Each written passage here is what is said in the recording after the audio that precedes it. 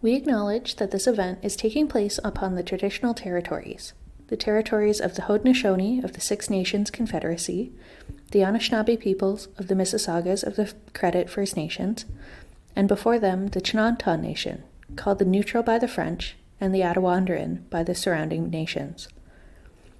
These people are the original caretakers, the peoples that lived on and intimately worked with these lands.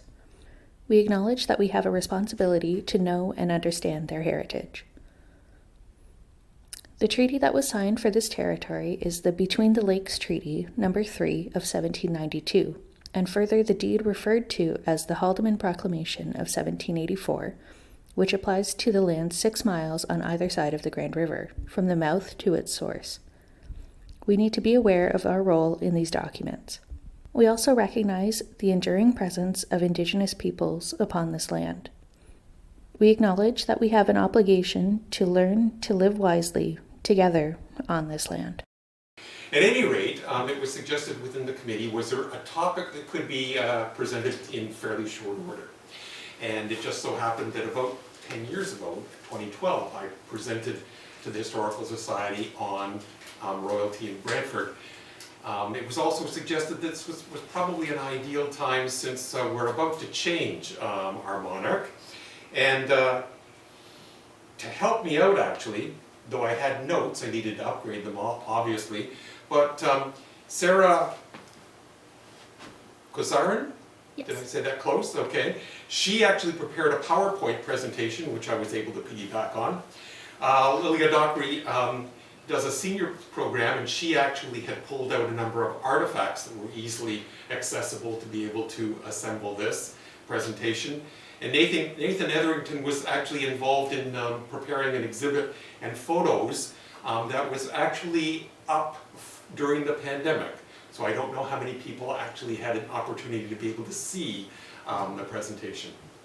However, I'm hoping there's even a few more photos because in the intervening time they've actually dug out even more information.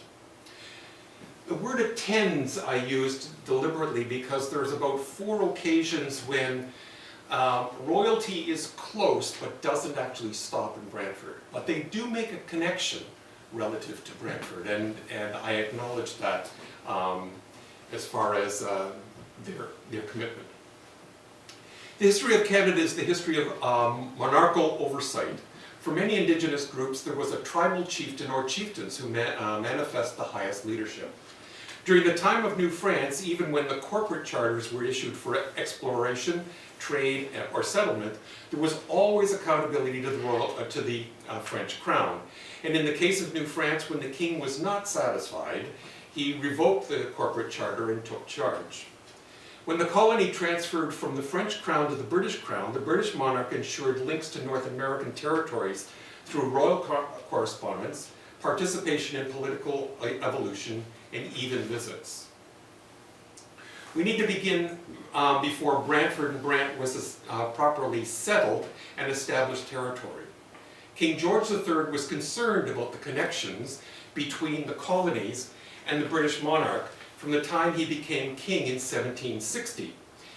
And from 1763, when the Treaty of Paris made New France the British colony of Canada, 2 of his 4 sons were given assignments as young men that brought them to North America. Prince William, later King William IV, served in the Royal Navy from 1781 at the age of 16, and had seen service during the American Revolution. From 1786 until 89, Prince William served as a naval lieutenant aboard ships assigned to the Atlantic coast of what remained of the North American colonies, visiting Nova Scotia, which still included present-day New Brunswick and Prince Edward Island, Newfoundland, and Quebec during those 4 years.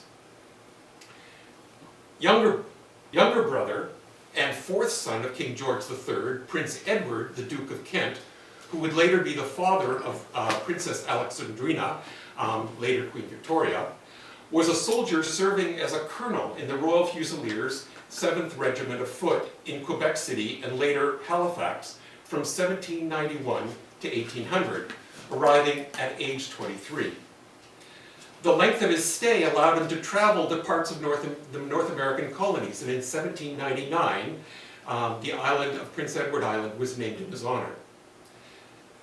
The travels of the prince in 1792 had him visit Upper Canada, now Ontario, where he threaded his way up the St. Lawrence through the Thousand Islands to Kingston, boarding the schooner Onondaga and sailed to the capital of the colony, Newark, which is now Niagara-on-the-Lake, where he met the Lieutenant Governor on August the 21st, where George Graves Simcoe was holding the first Parliament of the colony.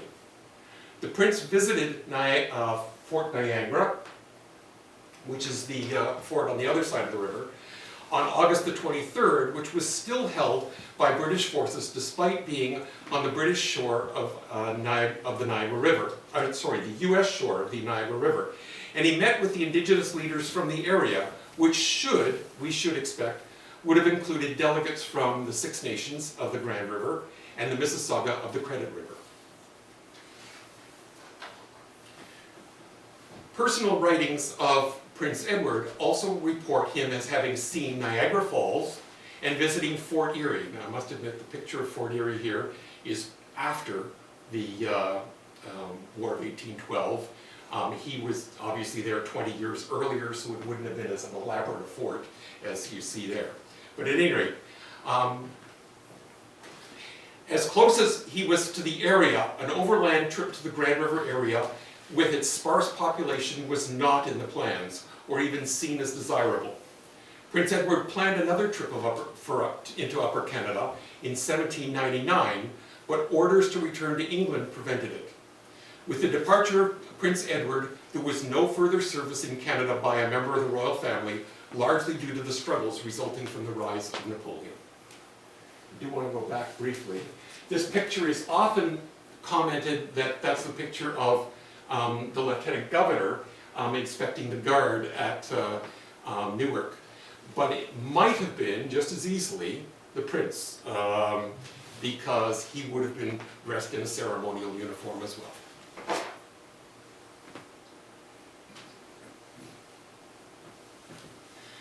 Before exploring the royal family members further, I need to touch on the governors-in-chief and lieutenant governors, since governors had all the authority of present-day Prime Minister, Governor-General, and Commander-in-Chief rolled together, meaning they were like the king in their jurisdiction.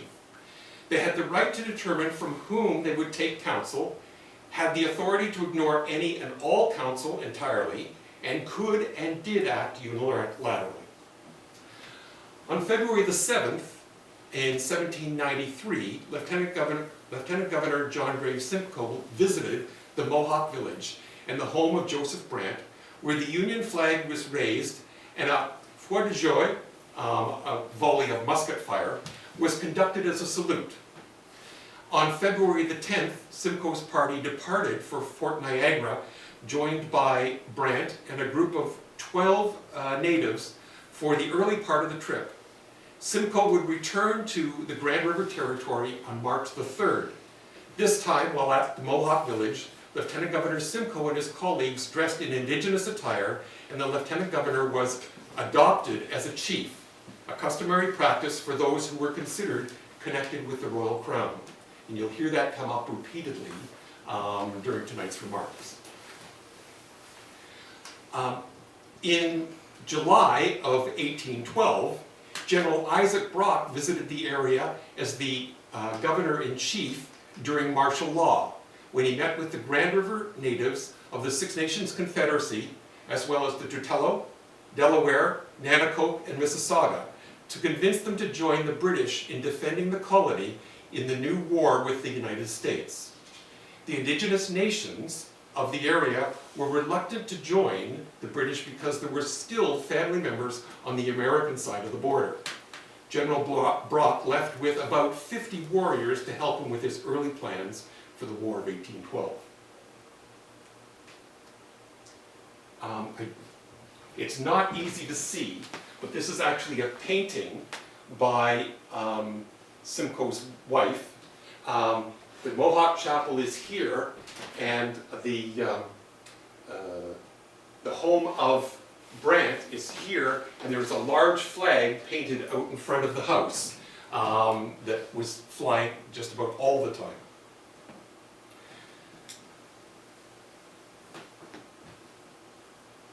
While Prince George, the Prince Regent, and future King George IV never traveled to North America, he did entertain Joseph Brant at a formal dinner in England, and then took Brant places that Brant considered, quote, very queer for a prince to go to, close quote, according to the tales Brant later told about the visit.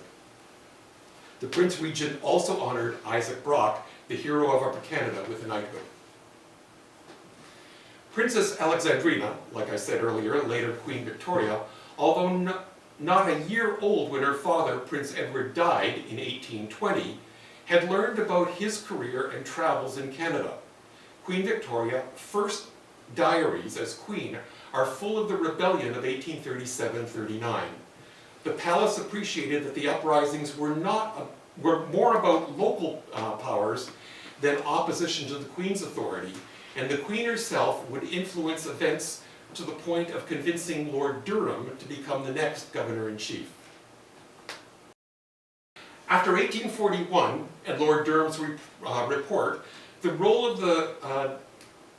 role description for the governor changed, and so did the title, now becoming Governor General. Now they were required increasingly to take their guidance from the local elected representatives. The role of the First Minister or Prime Minister was beginning to form, modeled after that being used in Great Britain. On September the 25th, 1849, the Governor-General of the day, Lord Elgin, who would serve from 1847 to 1854, visited the area and attended an official function for the entire territory. Attenders were from Wentworth, Oxford, Norfolk, Middlesex, and even Toronto. He arrived by coach, accompanied by horse guards, to the home of Abraham Cook of Mount Pleasant, to a celebration which consisted of picnic, rides, and even an evening dance. Lord Elgin was so pleased with the reception and the accommodations that he asked to name the host's house, where the reception had taken place, as Brucefield. Brucefield here. This is a picture from 2003 taken by Linda Guest. It was available online. The house still exists for people to be able to see in Mount Pleasant. However, it isn't a private home any longer. Following the festivities in Mount Pleasant, Lord Elgin moved on to Brantford, to the home of the town mayor, Dr. Alfred Digby, on Market Street for a loyal address and a royal reception. And this is the picture here of the Digby mansion. It was provided to me by Jack Jackowitz. But as much as I give credit for Jack Jackowitz for the picture, before he sent it to me, he said, I think I actually got that from the collection from the Brant Historical Society, even though when I checked with the staff, they weren't able to track down this particular photograph. You'll also notice that it has a wire fence in front of it. That house did exist until it was torn down for the Bell Canada building that's just across from the courthouse. So that's where it was located, where the Bell Canada building is. On October the 19th, 1855, Governor-General Sir Edmund W. Head arrived at the Buffalo, Brantford, and Goderich Railway Station, the site of the current Via Rail station today. The town population was about 4,000 people. He arrived to volleys of cannon fire. The visitors processed through the various streets of the town, ending at the courthouse square, what we now know as Victoria Park. In 1861, that would become Victoria Park, just in time to celebrate the Queen's Silver Jubilee in the following year. There were 3 addresses and a reply from the governor, and then everyone adjourned to the new town hall built in 1849 on Market Square, where they had lunch, while Lady Head was entertained at the residence of Dr. Digby. So, and this is not, this has been washed out a little bit, but this is the courthouse here. As it looked after, before the current expansions. In other words, this is the original building, and he's arriving 3 years after it's opened. So, because it was unveiled in 1852.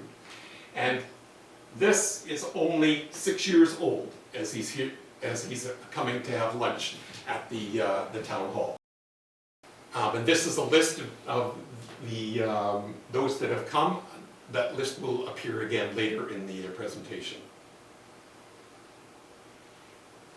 Edward Albert, a Prince of Wales, later King Edward VII, he was made Prince of Wales when he was only a month old. He arrived by train on Friday, September the 19th, 1860. He was 18 years of age. He'd be married when he was 21.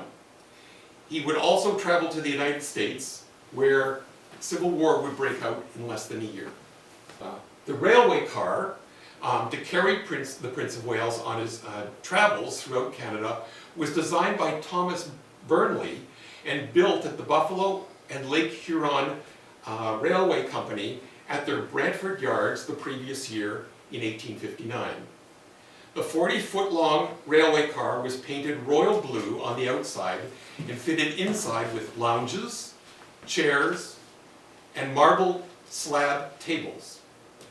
Silk, straw-colored blinds with spring rollers, carpeting, and brass handrailings. It had bunks for sleeping and was the first sleeper car ever constructed. George M. Pullman was an interested visitor to the shops at the time of construction, and in the same year he evolved his first Pullman sleeping car, which made him rich and famous. The coat of arms that's shown here was on the side, each side of the railway car, and one of those is here at the museum, currently in storage, not out on display tonight, but currently in storage. There was an enthusiastic reception for Prince Albert Edward, with cannons on Terrace Hill firing a timely salute when the train came into sight. Arches of evergreen were erected at the Great Western Railway Station at Colborne and Clarence Street, as well as across various streets, while flags and bunting were everywhere. School children sang the royal anthem when the prince arrived at 1 p.m. He was greeted with a cheering crowd of about 10,000 people, and then processed through the town in carriages traveling to the Kirby House Hotel for luncheon. I don't know whether you can see it very well, but this railway station here doesn't exist anymore, but this is the same railway line that now runs, and this location, this picture is taken from roughly where the driveway from Clarence Street into the Brantford District Labour Council building is. The building in the back here is the Great West Hotel. That building still stands at the corner of Clarence and Colborne Street, right, okay. But everything else has been taken down. Whoops. This archway was designed specifically for the arrival of the royal train. And this was one of the pictures that they found relatively recently in the collection. Nathan said you do want to make sure you put that into the presentation. The other one they found was this picture here, an artist's rendition of some of the evergreen archways that were created. HRH, His Royal Highness. It actually does say in here, for the welcoming of the Prince of Wales, in the banner through the middle. Nathan's comment was, I don't know how true this is to what would have been there, because there is the freedom that comes with an artist and his artwork. But my initial reaction is that in the 1860s, somebody who would do a sketch drawing, likely for a newspaper, would want to be as accurate as possible. And so it is quite likely that the archway did look like this. Following remarks by local dignitaries and an introduction by the Governor General, Sir Edmund Head, who accompanied the Prince on his travels, Prince Albert Edward offered remarks and on behalf of himself and Queen Victoria, thanked the people for their welcome and their loyalty. It was reported that the meal, quote, surpassed anything of its kind they had seen since His Royal Highness first landed on Canadian soil, close quote. The menu of the luncheon shows how lavish the selection was. There were over 60 items on the menu. Everything went off admirably in town, and at 2:30 p.m. the Prince departed by train for Niagara Falls. The tour was considered a tremendous success, and 4 more members of the royal family would come to Canada as well.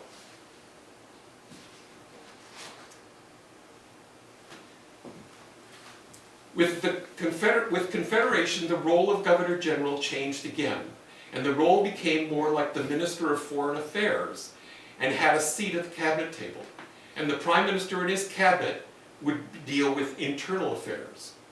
There were visits by other Governors General and Lieutenant Governors to Brant, but I've focused the remainder of this presentation on royal visitors, especially since the role of Governor was reduced so much from the early days.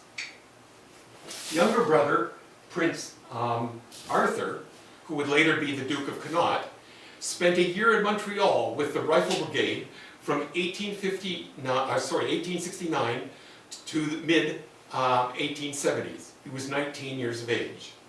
He toured part of the New Dominion while here, and on Friday, October the 1st, 1869, after duck shooting at Long Point, he was driven to the town of Brantford, where he visited the Mohawk Chapel and Brant's tomb, and was bestowed a name, Karakau, translated as the sun flying, then was made an honorary chief of the Six Nations.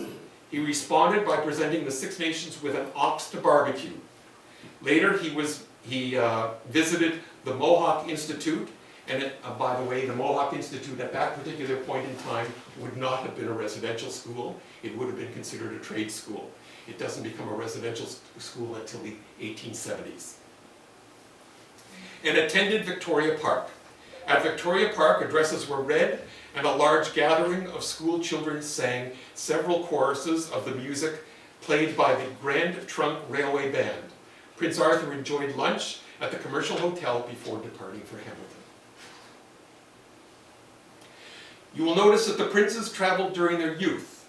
When they were married, they were expected to fulfill other obligations as members of the royal household, such as fulfilling a role as Governor General. In 1878, Her Royal Highness Princess Louise, the 4th daughter of Queen Victoria, Louise was age 30, assumed residence in Canada with her husband, the Marquis of Lorne, and he would later become the 9th Duke of Argyll. He was 33. When the Marquis was appointed the 4th Governor General of Canada, serving until 1883. On Wednesday, September the 16th, 1879, the Princess and Marquis arrived in the newly established city of Brantford. It had just become a city 2 years earlier. At the Great Western Railway Station, that's the railway station that was at Colborne and Clarence that I showed you earlier. The royal couple and their party were ceremonially greeted and then ushered down carpeted passageways and under a magnificent arch of waiting carriages to take them to Victoria Park, after songs including a specially written welcome song. There were formal greetings and a reply of thanks, and then the couple toured the park and acknowledged the crowd. And I wanted to make sure that we got this picture in, because this is a picture of Victoria Park, but before Brant's monument is put in the center. The flagpole is the center of the park. The next stop was the new Young Ladies College on Brant Avenue, the site of Brantford Collegiate today, for a presentation of souvenirs and a formal reception. The clever, artistic, and energetic princess was known for her support of the arts, higher education, and the cause of female equality. So she was pleased to make this particular stop. Now, I did put both of these in together, and part of the reason for that is because on my screen at home, this is so dark you can't make out what this building is, all right? So I wanted the sketch map to be, the sketch here drawing to be able to show you what this dark image has, but I see the light is so intense that it actually comes out, and you can actually see the see the building here. Just to let you know, this is the original building of a mansion that was on Brant Avenue. The portion here on the north side is a wing that was added when this became a school. Though the Marcus would undertake a cross-continent tour from Halifax to Fort Macleod in 1881, Brantford was not on that itinerary. On extra detail, the completion of the Transcontinental Railway, that's part of the reason why he only went as far as Fort Macleod, the Transcontinental Railway and the Northwest Rebellion were both 4 years away. Okay, so it would be 4 more years before the railway would completely cross the country, and he wasn't feeling threatened because the Northwest Rebellion had not yet taken place. King Edward VI,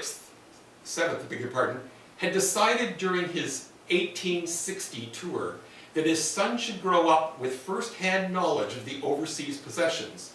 Thus he encouraged their visits. The Duke and Duchess of Cornwall, later becoming King George V and Queen Mary, were the next generation in Queen Victoria and Prince Albert's family, who toured Canada in 1901 as part of an empire-wide tour. Queen Victoria had just died in January, and George's father, Prince Edward Albert, had become King Edward VII, and he wanted George to see as much of the empire as he could. The Duke and Duchess visited Brantford only very briefly on Monday, October the 14th. They arrived by train at the Grand Trunk Railway Station, that's the present Via Rail Station, and all ceremonies were conducted there. School children sang the Maple Leaf Forever. After reading the addresses, Professor Melville Bell, father of the noted inventor Alexander Graham Bell, presented their Royal Highnesses with a silver telephone suitably inscribed as a souvenir from the city. You've been jumping. I jumped too far, have I? Yeah. There it is, okay. The Queen Anne Bible from the Mohawk Chapel was presented to the Duke and Duchess for their signatures, and they were offered the silver communion plate to inspect that Queen Anne had provided in 1712. After a scheduled stay of 15 minutes had become 25 minutes, the royal couple returned to the train to continue their whirlwind tour. And just, this is a commemorative plate. It's not one of the plates that they would have seen on their arrival. This would have been one of the plates that was put in place to acknowledge their trip. Once the visit was finished, they were off to Paris and Woodstock. The Duke of Connaught, Prince Arthur, who had visited Brantford earlier in 1869, was now Canada's 10th Governor General from 1911 to 1916. He was appointed by King George VI. He and the Duchess, with their beautiful, shy daughter, Princess Patricia, whose impact was comparable to that of Lady Diana Spencer, lived in Canada during this period. The Duke had 2 visits to Brantford during this time. Now 62 years of age, the Governor General made an informal visit on Saturday, February the 15th, 1913, arriving at 10:30 a.m. I've gone a little bit too far once again. Arriving at the railway station, he inspected the Boy Scouts and then drove to the Six Nations Council House at Ashwegan. And after ceremonies, he had lunch at Dr. Davis's house, now the Six Nations Public Library. The Duke visited the Mohawk Chapel, the Mohawk Institute, before leaving from the Toronto, Hamilton, and Buffalo railway station, and that's the one that would have been near the Civic Center. In fact, I believe it's still standing, though it's been burned a couple of times. And departed at about 2:20 bound for Toronto.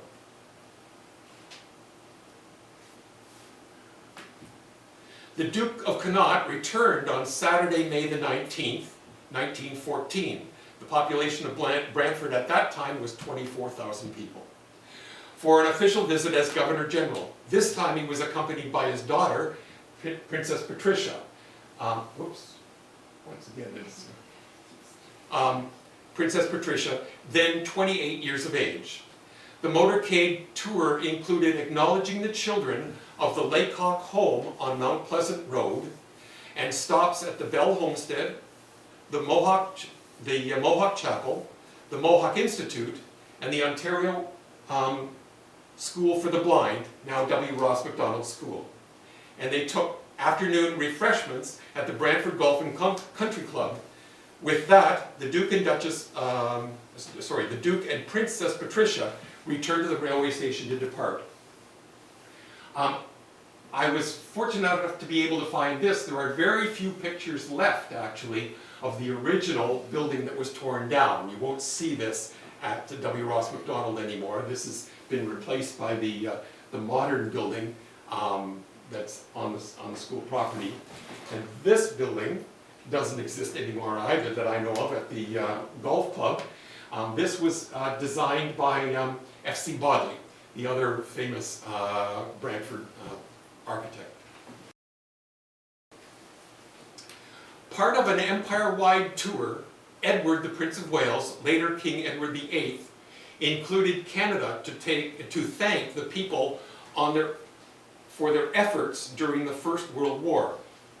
He visited Brantford on Monday, October the 20th, 1919, arriving at 1:30 p.m. There was concern about the potential size of the crowd because the arrival of the Prince coincided with a provincial election day. There was little need for concern, however, since voters went to the polls in the morning and devoted the rest of the day to the royal visit. The Great War Veterans Band played the anthem. Then there was an initial reception by dignitaries of the Prince. Interestingly enough, he shook hands with his left hand because of all the strain from shaking with his right hand at previous stops. And he preserved his right hand for shaking with the veterans. Oops. I've gone too far again. There we go. Okay. A motorcade took Prince Edward to the armories where formal greetings occurred and where the Prince presented a speech that referenced the 5,000 people from Brantford and the area who served in the Great War. He also remarked on the progressiveness of the city. The next activity was to present medals to 12 participants and 2 widows of the Great War. He then proceeded to the Bell Telephone Memorial under the chiming of the new carillon of Grace Anglican Church, where he inspected Army and Navy veterans. Here he was presented a handsome photograph book by Charlotte Livingston and was presented a collection of historical notes by Augusta Gilkinson. And this here is Augusta Gilkinson. They captured that in the photograph. I believe in behind the package is Charlotte Livingston, but it's a little hard to be sure of that because you can't see enough of her face to be able to be certain that that's who it is.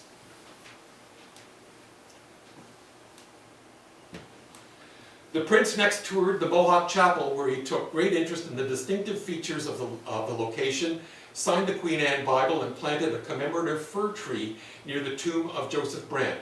He then went to Victoria Park, where he was made a chief of the Six Nations of the Grand River and bestowed a name, the Yanhem Sia, Dawn of Day. Next, the Prince unveiled a bronze plaque that contained the names of the Six Nations members who had died in the war. The plaque would be displayed at Veterans Park in Oswego, and I believe it's still there. After offering remarks, the women of Six Nations extended an offer of an indigenous name for the mother of the Prince, Queen Mary, to be Kanawha, she loves. Prince Edward returned to the train and departed at 6:30 p.m. Probably one of the longest stays of any of the royal visits. By the Statute of Westminster on December the 11th, 1931, the role of Governor General became the head of state representing the monarch and was no longer an active member of government. The government obtained full control of all responsibilities, both foreign and domestic. He or she now endowed the ceremonial aspects of the crown in Canada. King George VI and Queen Elizabeth undertook a 6-week coast-to-coast railway tour of Canada in 1939. They arrived in Brantford on Wednesday, June the 7th, for a 25-minute stop that was supposed to be only 15 minutes. At the Canadian National Railway Station on West Street, that's the Via Rail Station. This was after persistent pressure from civic officials and the local MP. It is estimated that there were over 50,000 people present to greet them. The visit began with a 21-gun salute and singing by a masked choir. Forbidden to confer gifts, the royal couple nonetheless were presented with a beautifully illuminated, bound civic address of welcome. The Brantford Expositor reported that it was, quote, encased in a specially designed case of royal blue calf leather, tooled in real gold and stamped with Brantford's coat of arms, close quote. The couple were also presented with a silver cradled desk telephone. Mayor R.J. Watrous and his wife and their 3 children, and their 3-year-old daughter, Nancy, who presented flowers to the Queen, Brant MP, W. Ross MacDonald, Brant MPP, Harry Nixon, and the city and county officials were just a few of the lengthy list of dignitaries waiting to greet their majesties. But a particularly important guest was 83-year-old Mary MacDonald, the mother of Catherine Maud MacDonald, the first Canadian nursing sister to be killed in action in the Great War.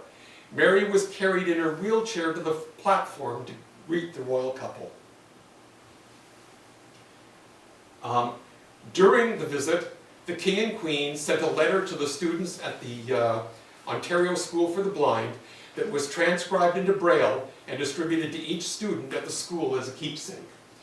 Here's a couple of other keepsakes that were produced for the community at large, and we have them in our collection.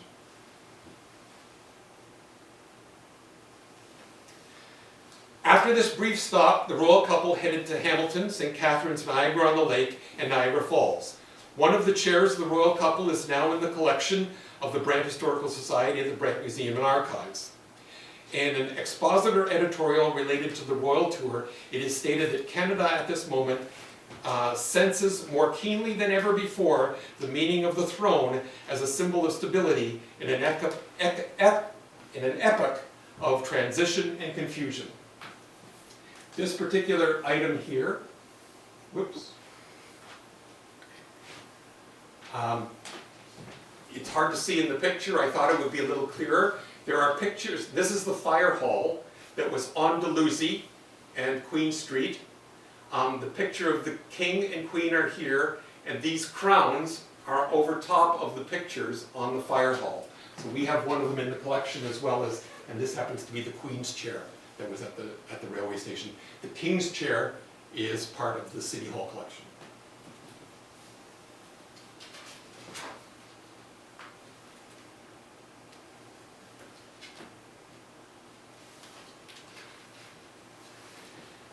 Princess Elizabeth, later Queen Elizabeth II, and Prince Philip, the Duke of Edinburgh, arrived in Brantford with about 37,000 people present on Sunday, October the 14th, 1951, via the royal train arriving at 6:15 p.m. as part of a 33-day recent wedding, that's in quotation marks, tour of Canada. Interestingly enough, the wedding had actually taken place 4 years earlier, November the 20th, 1947. An originally scheduled brief 10-minute stop was later approved for a 20-minute stop, but became a 35-minute visit to the city, with the departure being at 6:50. You'll notice that they keep on getting longer, which I think is part of the reason why later you'll notice that the Queen is not, Brantford doesn't end up being on the itinerary a couple of times, because I think we have a tendency to stretch the visits while they're here. The royal couple was driven to Victoria Park by Mayor White for an official civic reception with thousands of people lining the route. The Princess and Duke signed the official city register and the Queen Anne Bible from the Mohawk Chapel. A civic address of welcome was read, and then the royal couple was presented an ivory telephone as a memento of their visit. The royal couple were greeted by crowds lining Dalhousie Street, with over 4,000 school children lining just the portion between Market Street and Queen Street. You'll notice that we don't have pictures.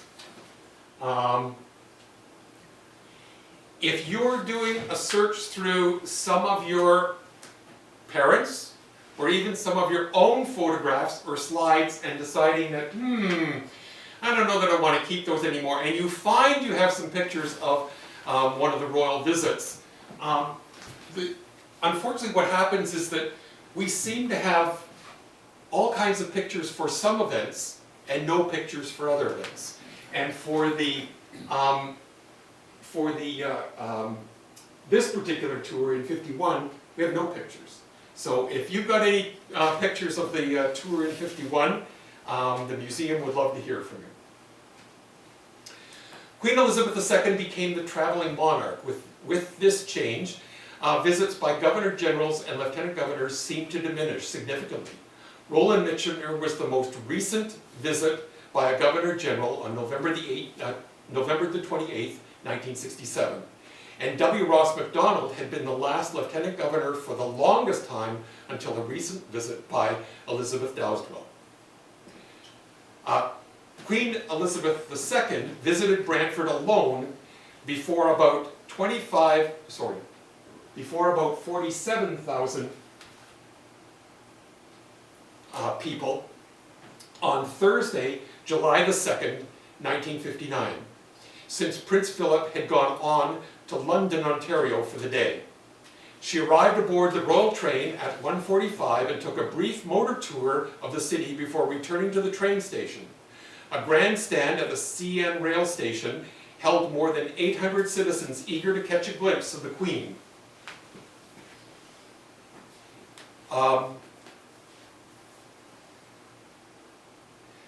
Mayor Hogarth, who's in the picture, escorted her on the tour and introduced her to various local dignitaries.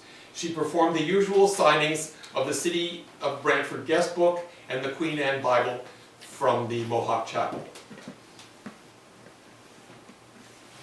Queen Elizabeth passed through Brantford on Friday, June the 29th, 1973 at 5 p.m. aboard the royal train traveling through southern Ontario as part of an 11-day visit to Canada. Even though the train did not stop, and it happened to be a windy and rainy day, there was a crowd of approximately 3,000 people lined the platform at the Via Rail station to wave and cheer her travels. Just an aside, again, we don't have any real pictures. This I obtained from Jack Jackowitz, and I'm not entirely sure where Jack got that. There's no guarantee that that's a picture of the Queen going through Brantford. That might have been a picture captured of the royal train and her waving at people. It could have been at any location. And again, there were commemoratives established for the Silver Jubilee, and these mugs are actually in display at the, within the museum.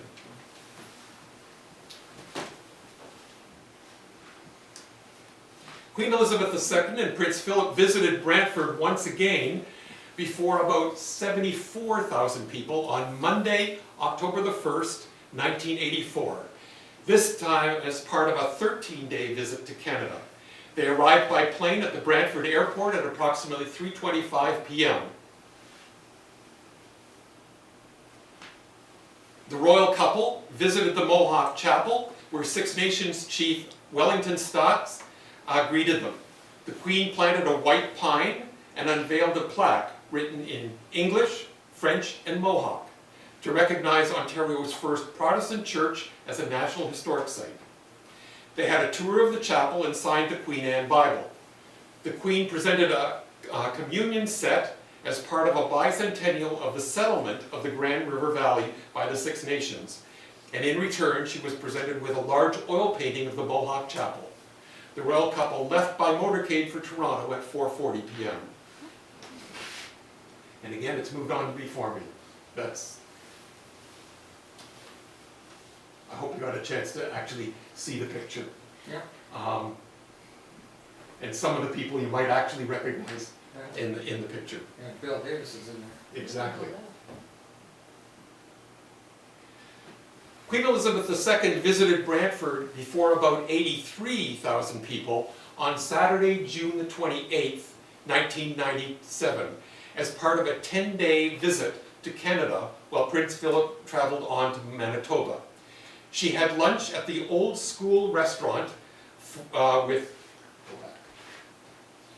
with 42 young achievers from across Ontario. The Queen then traveled to the Bell Homestead for a visit of approximately 30 minutes where Town Crier David McKee announced a welcome. She met local dignitaries, toured the house and site, and chatted with some of the people who lined up to see her. Queen Elizabeth unveiled a new plaque which designated the Brant Homestead as a National Historic Site. After signing the Homestead's guest book, she was presented with a gold antique daffodil telephone, courtesy of Bell Canada. The Queen departed by motorcade for Toronto. And this is one of the ones where she didn't actually come here. Queen Elizabeth II met delegates of Six Nations and the Mohawk Chapel on Sunday, July the 4th, 2010, while in Toronto as part of a 12-day trip to Canada. At St. James Cathedral, there she presented a gift of silver handbells titled The Silver Chain of Friendship, 1710 to 2010. With the accompanying remarks, the symbol of the councils and treaties that originated between English colonies in North America and the Iroquois Confederacy.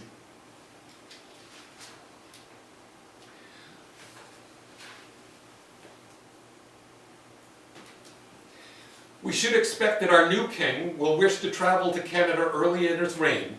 With that, this is an ideal time to begin considering places and things that would warrant a visit to Brantford by our new monarch. Traditionally, visits have been of meetings with Indigenous leaders, the Courthouse Square, now Victoria Park, Mohawk Chapel, Bell Homestead, any municipal hall, Ontario School for the Blind, now W. Ross Macdonald School. Other locations worthy of a royal stop have been the Armories, Bell Telephone Memorial, Brantford Airport, the Brantford Golf and Country Club, Brucefield Mansion. Surely we can develop an itinerary worthy of consideration for a visit to Brantford by King Charles III.